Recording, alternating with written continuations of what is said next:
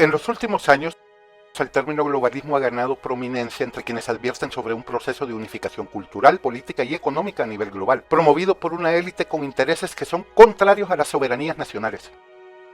Dentro de esa perspectiva, ciertos movimientos y corrientes sociales como, oigan bien, el indigenismo, la cuestión de los afrodescendientes de Black Lives Matter, el cambio climático, la corrección política, el lenguaje inclusivo, el antimilitarismo, la ideología de género, la promoción del aborto, la agenda trans, el feminismo y muchas otras, son manifestaciones o aristas de esta agenda globalista y componentes del mismo engranaje.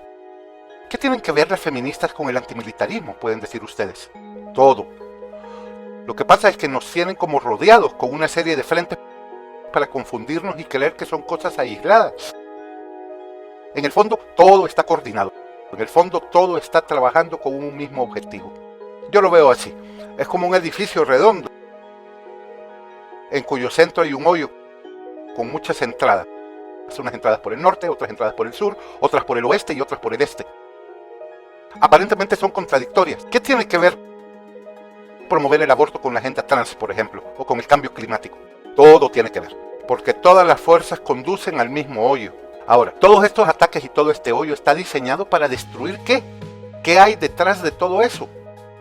Nosotros solo defendemos una cosa, que es la civilización occidental. Todas estas cosas de la agenda globalista están diseñadas para atacar la civilización occidental. ¿Qué es la civilización occidental?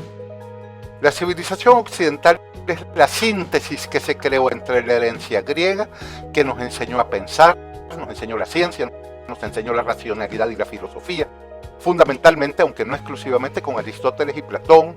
Esa herencia se junta con la herencia romana que nos enseñó el orden, la disciplina, el derecho romano. Fue la expresión más alta de civilización en toda la historia de la humanidad. Junta ambos legados del cristianismo y los sintetiza en un paquete triple, que es lo que funda y basa a la civilización occidental. Eso fue precisamente el cristianismo que aportó al occidente una nueva cultura y perspectivas espirituales que transformaron la cosmovisión heredada de Grecia y Roma. Porque mientras los griegos y los romanos se centraban en la vida terrenal y las virtudes cívicas, el cristianismo introdujo una dimensión trascendental basada en la relación personal con Dios y las promesas de la vida eterna. Es decir, el cristianismo no solo juntó a los griegos y a los romanos, sino que además le dio una perspectiva sobrenatural. Ahora, esta civilización occidental, que es la que defendemos y lo que ataca el globalitarismo lo que quiere es acabar con esa civilización cristiana. ¿Por qué nos debe interesar todo eso a nosotros? ¿Qué tenemos que ver nosotros con esa civilización occidental? Porque España nos transportó, nos injertó esa civilización en América. Y precisamente todos los indígenas se volvieron súbditos de la corona y habían leyes que los protegían. Entonces España implantó, fundó ciudades, universidades, hospitales.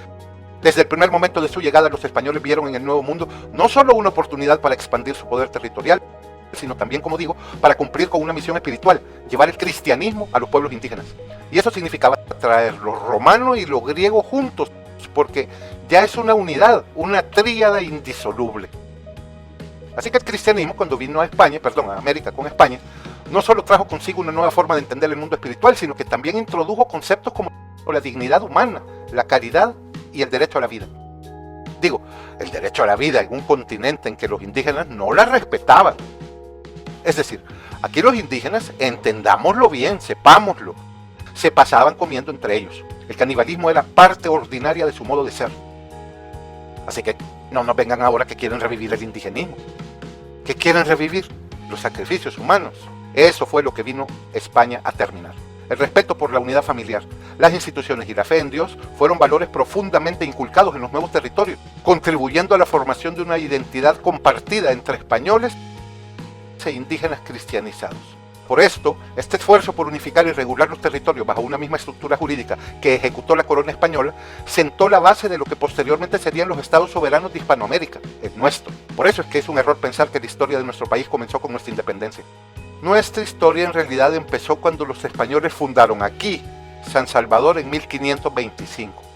Ahí comienza nuestra historia. Ahí se dan cuenta los indígenas que ya forman parte de una comunidad en la que ya no se van a pasar comiendo entre ellos, ni sacrificándose entre ellos, sino que van a empezar a colaborar en paz y armonía. Fueron 300 años de Pax Hispánica que nos convirtió, antes de la independencia, en el exportador más grande a nivel mundial del añil. Éramos una intendencia, una provincia la más próspera de Centroamérica. Y eso lo logramos gracias a esa fusión. La hispanidad es el instrumento mediante el cual nosotros recibimos esa civilización occidental, y que es esa civilización la que ataca el globalismo.